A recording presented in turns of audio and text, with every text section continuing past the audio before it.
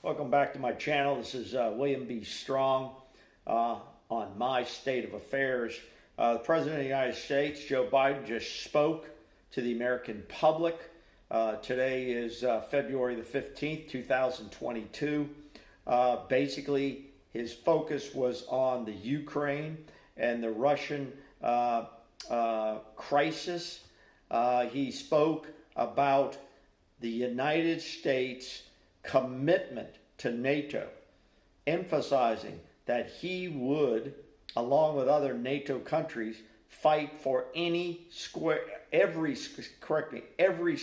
inch of NATO ground territory in Europe if the Russians were to try to go into NATO countries. So he reassured our NATO allies that the United States would be willing to fight and using ground troops to do that in whatever means necessary. He also emphasized that there would be no U.S. troops entering Ukraine to fight any Russian incursions into the area. He also sent a strong message, once again, that any Russian incursions into the sovereign boundaries, into the sovereign state of the Ukraine would be met with extreme sanctions economically and financially on the Russian government and on the Russian people. He was very clear with that. He was very forceful with that. He also said the Nord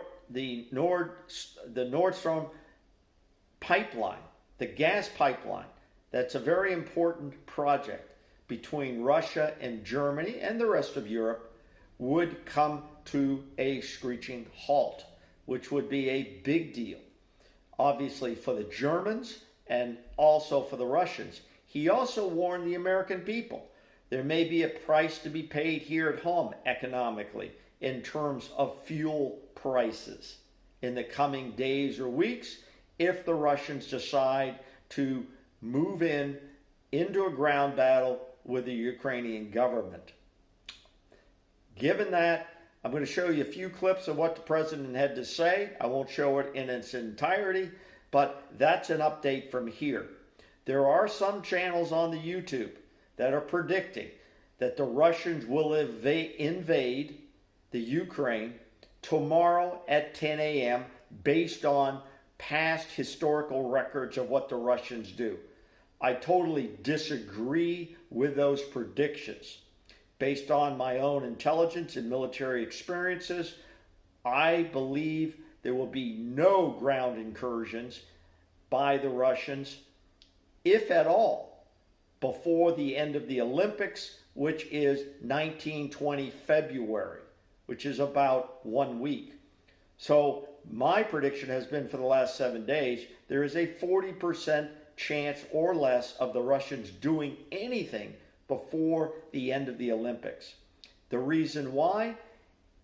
Mr. Putin does not want to embarrass his Chinese friends. Some people say he doesn't have friends in China. It's not a matter of friends. It's a matter of not upstaging another superpower when he can wait a few days and then go ahead with it. That's my predictions. That's where we are today. Today I'd like to provide an update on the crisis involving Russia and Ukraine. From the beginning of this crisis, I have been absolutely clear and consistent. The United States is prepared no matter what happens. We are ready with diplomacy to be engaged in diplomacy with Russia and our allies and partners to improve stability and security in Europe as a whole. And we are ready to respond decisively to Russian attack on Ukraine, which is still very much a possibility. Though all the events of the last few weeks and months, this has been our approach, and it remains our approach now. So today I want to speak to the American people about the situation on the ground, the steps we've taken, the actions we're prepared to take, and what's at stake for us and the world, and how this may impact on us here at home. For weeks now, together with our allies and partners, my administration has engaged in non-stop diplomacy. This weekend, I spoke again with President Putin to make clear that we are ready to keep pursuing high-level diplomacy, to reach written understandings among Russia, the United States, and the nations of Europe to address legitimate security concerns, if that's his wish. There's security concerns and ours. President Putin and I agreed that our team should continue to engage toward this end, along with our European allies and partners. Yesterday, the Russian government publicly proposed to continue the diplomacy. I agree. We should give the diplomacy every chance to succeed. And I believe there are real ways to address our respective security concerns. Nations have a right to sovereignty and territorial integrity. They have the freedom to set their own course and choose with whom they will associate. But that still leaves plenty of room for diplomacy and for de-escalation. We have not yet verified the Russian military units are returning to their home bases.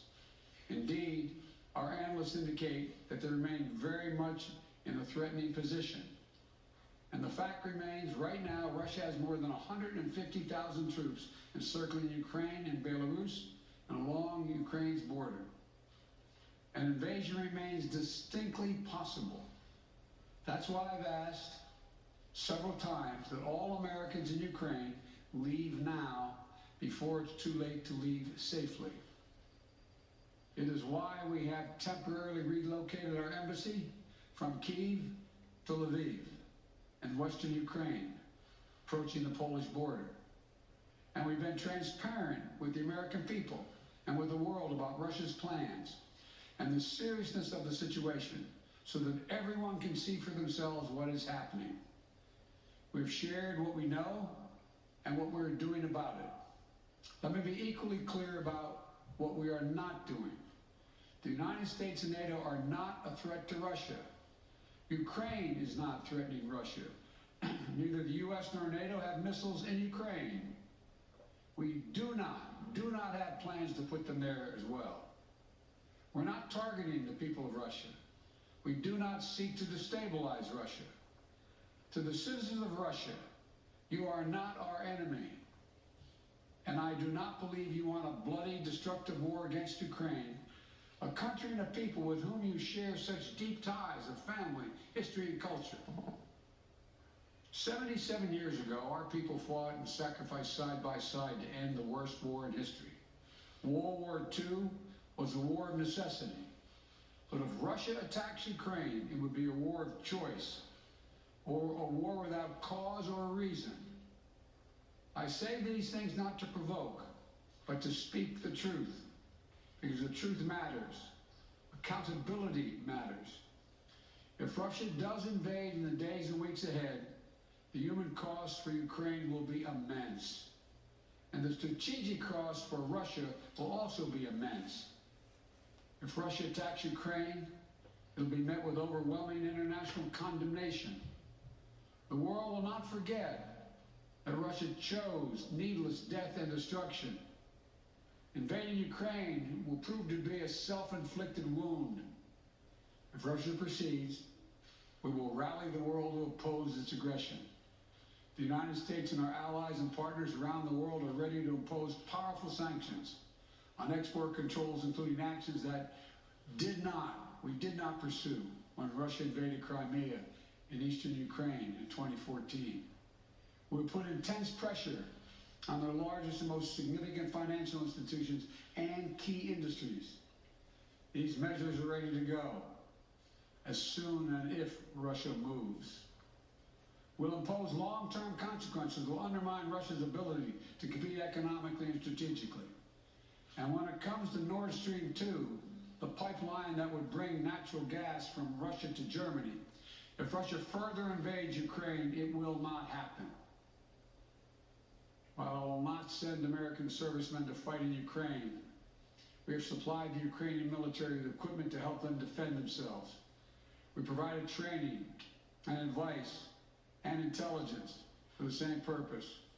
And make no mistake, the United States will defend every inch of NATO territory with the full force of American power. I want to add a final thought. The current crisis between Russia and the Ukraine and the NATO allies reminds me of the situation when I was a little boy growing up in Central Florida, actually in the Tampa Bay, Florida area. It was the 1960s. I was in the elementary school. There was a crisis between Russia and the United States. The Russians had put missiles into Cuba, which could endanger the United States, including the state of Florida where I was growing up. At that time, it was called the Cuban Missile Crisis, and I recommend you look it up on YouTube and become familiar with it. This was a crisis where President Kennedy spoke to the American people, spoke to us, and people listened. This was a real crisis, a real nuclear crisis. I remember my parents stockpiling food. I remember troops, convoy troops in military vehicles heading south towards Key West.